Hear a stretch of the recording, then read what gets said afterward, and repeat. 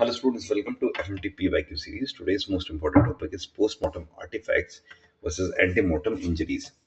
So first we'll see what the topic is about.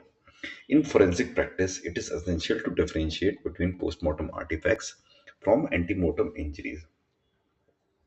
As the name suggests, antemortem injuries are inflicted before death and show vital reactions. Vital reactions means when the body is alive, any injury that happens to it, body shows inflammation, redness, swelling, bleeding. Any compensating mechanism will be adapted by the body, whereas postmortem artifacts occur after death and do not show signs of tissue reaction. What is the difference between antemortem injuries and postmortem artifacts? We are doing this so that a question comes as a SAQ to differentiate between them. You would not have any problem writing it. So first, the time of occurrence. Antemortem injuries always occurs before death and postmortem artifacts always occurs after death. What is the vital reaction?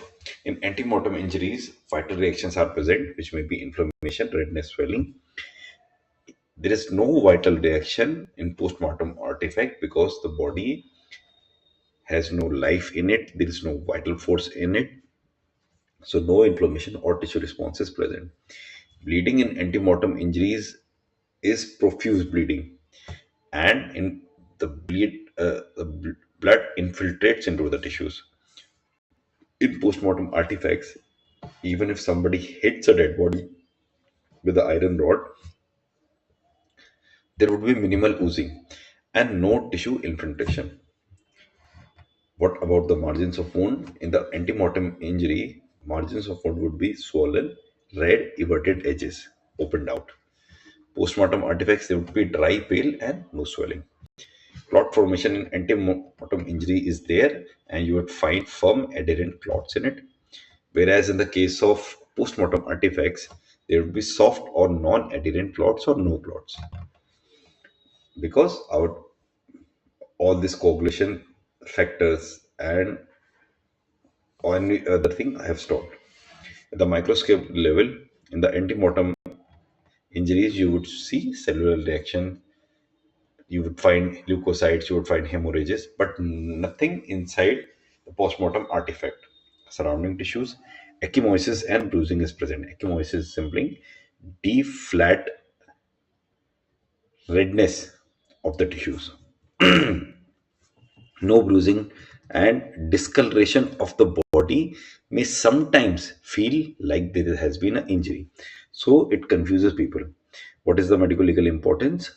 Any injury indicates violence during life, and in the case of postmortem artifacts, it may mislead investigation because the body is having various processes of its own, such as decoloration, putrefaction, skeletization, which might feel that there has been some injuries, but in reality, it is just changes of the body. What are the few examples? Such as post-mortem lividity, which mimics bruise. It looks like there has been some animal bites and insect activity also happens, which may seem that there has been an injury. Also, post-mortem tearing of skin during hanging, heat rupture in burn cases, and embalming artifacts. Embalming artifacts is when the body needs to be preserved. There are certain chemicals which are put all over the body. So, any changes during that period can also look like a postmortem artifacts.